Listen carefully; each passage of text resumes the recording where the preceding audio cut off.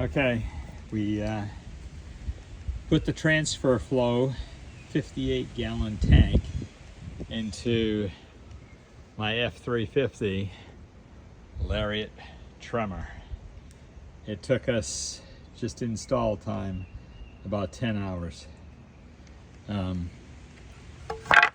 We spoke to the, I spoke to transfer flow on the front end, asking lots of questions.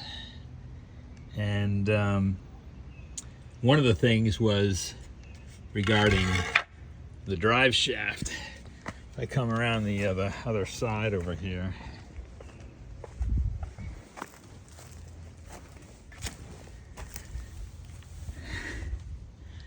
you can see the drive shaft is pretty close to the gas tank itself.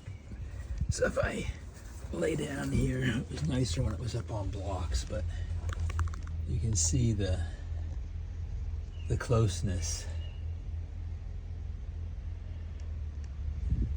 Tank goes all the way to there.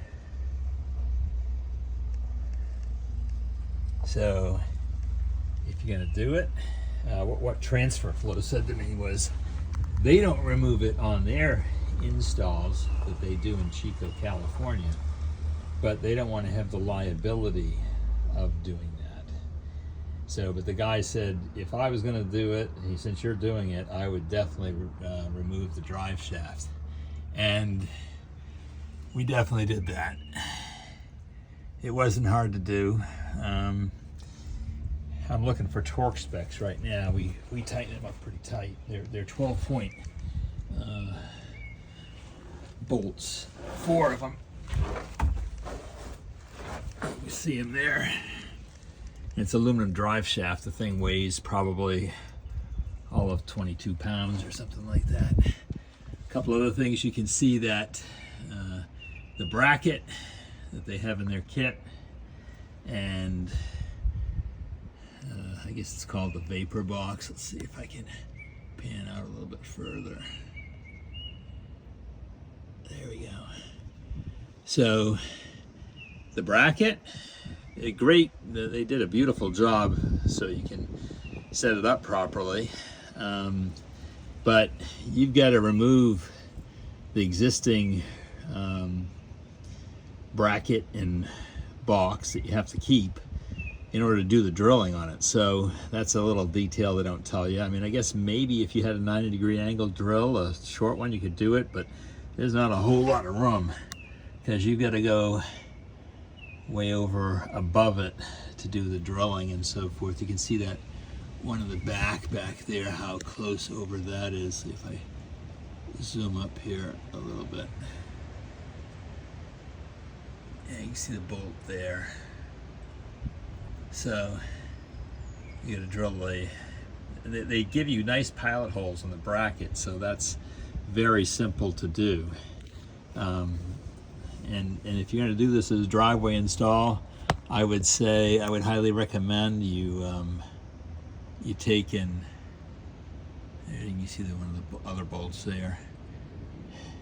Just, one holes and one drills the other, drills one side, and then in our case, because we're holding on each end. And by the way, you definitely have to remove the spare tire so you can get up in there. One thing too I've got to do, you can see this,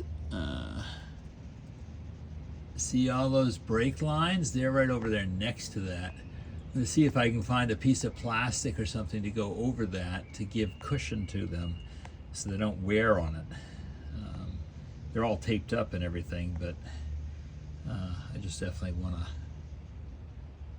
want to take in and give that some cushion. So remove that box, drop the spare. Even if you had this on a lift, you'd have to drop the spare, if you ask me, because it covers over where you got to do the drilling. So here's the other side. Over here, you can see up there that hole. But the way they make it with the tabs, you put the tabs down and everything, it's perfect. It makes it very easy to set it up. As you're seeing right now, the tank, you can see the closeness of the tank to the drive shaft, and you got to get up over the top of the tank to plug things in and so forth. Brackets are very nice for the transfer flow. You can see up here how close it is, and if I roll up here,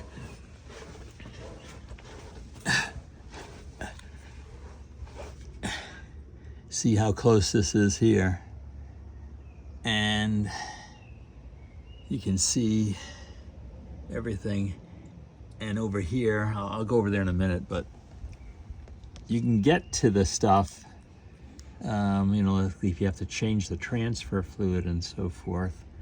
But you see how tight that is right there. Very tight. So, and if I zoom in, let's see how it does.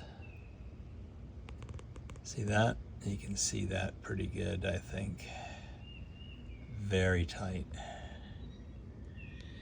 The other thing is, you want to take and drop the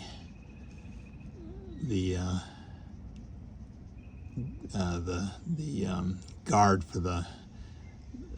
for the transfer case, because you got to get in here and you got to put those lines in over there. You can see them. Well, they may not be the right exact lines. It's the ones way up in there, right there. Let's see if I can zoom on to them. Okay, because you got to put those in. So, yeah, a lot of, there you go, there's the lines there you got to put in that transfer flow supplies the system. So, one thing's for sure, the tank fits like a glove, literally. I mean, there's plenty of room for the drive shaft, and then here's it over here next to the frame. You can see it there. I would not attempt a driveway install without two people, and you'll see the pictures in the post. We drove it up as somebody recommended, putting it up on ramps on all four wheels. So that brought us up about 7 inches off the ground, and that allowed us to basically drop the existing tank and put in the new tank. And we used, I went and bought that Harbor Freight transmission jack that's on 4 wheels. You'll see that in the picture as well.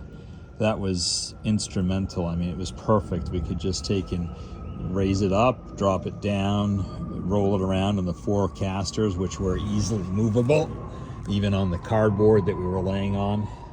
So, all in all, fits like a glove.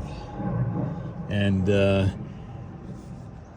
you know, putting the connectors up on top of it. The other thing that was a real challenge was the fill pipe. That was a real challenge to get that in. So, see, I don't know if I can get out there to it or not, but you can see the hose clamp up there. We actually took and undid it from the truck. There's 3 bolts. You just pull the plate out from inside, and we took the bolts out, and then we could take the whole metal transfer tube out, and that allowed us to get it onto the get the hose onto it and put the hose clamp up tight. So we actually, I mean, yeah, total challenge doing it all.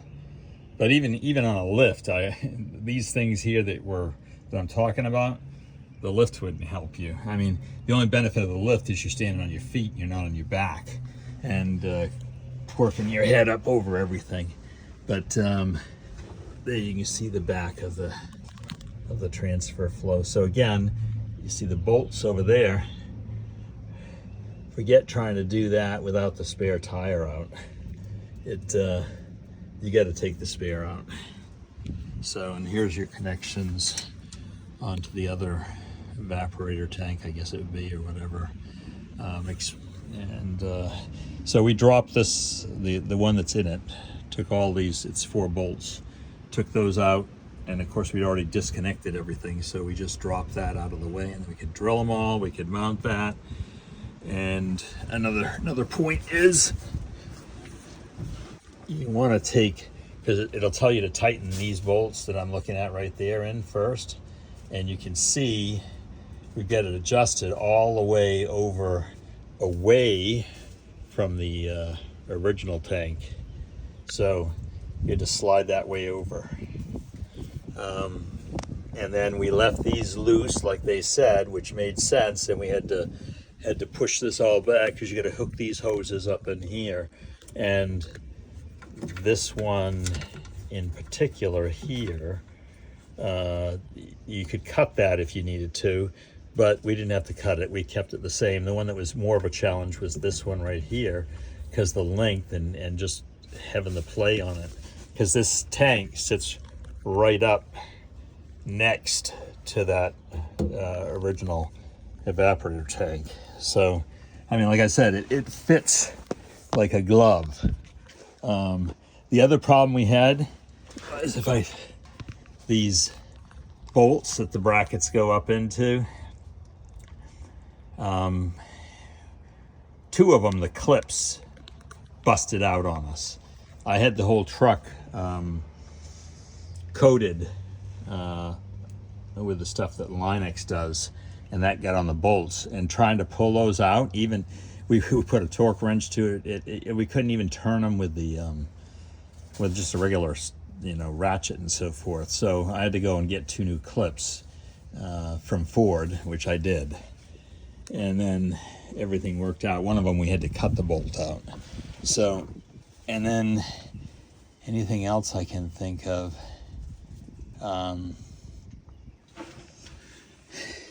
just playing a lot of time and have all the right gear and everything. But at the end of the day, it worked pretty well. And now we'll see. I mean, the other thing is, it's big. So a little bit of gas may not be enough. We put, I think I put like 12 gallons into it, because then you gotta purge the system, put the pressure on and everything else. Also, that connector for the stuff, I mean, the installation instructions are good, and the video that TransFlow produced is limited.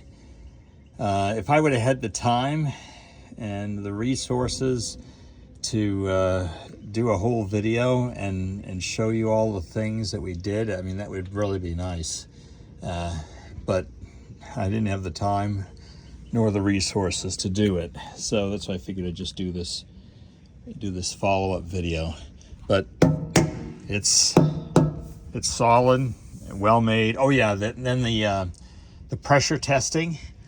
What worked out really well was the mobile DeWalt air pressure, or I can't think of the name I want. Compressor, the DeWalt compressor, the handheld. I'll put a picture of it in the original post. That worked out perfect for doing the pressure testing, because you needed to do like 3 to 5 psi, and this thing held pressure beautifully. It had no problems whatsoever. But we were able to do the pressure test, taking out the float and everything out of the original. That worked well. I should have done a video on that. I could have done that, but that worked out really nice. And we put it down, and we kind of thought, wow, is this thing gonna fit? But you gotta slide the float over to the side as you get it, but fit like a glove. They've done a nice job with this tank. So, and it's one massive thing. So I'll take a couple. I have some pictures of ground clearance. Obviously, where my foot is, that's the lowest point in the tank. On the front end, it actually slopes up, so it matches with the shield on the transfer and so forth. So these are the lowest. So once I do the measurements on that, I'll post those with a picture and everything. So all in all, I think pretty good. Would I do it again? Yeah, I'd do it again. Oh, here's one more clip. See this? I'm gonna pull that out. We're trying to pull all the clips so we'd not get any rattling. But anyway, I'll end the video now, and hopefully it'll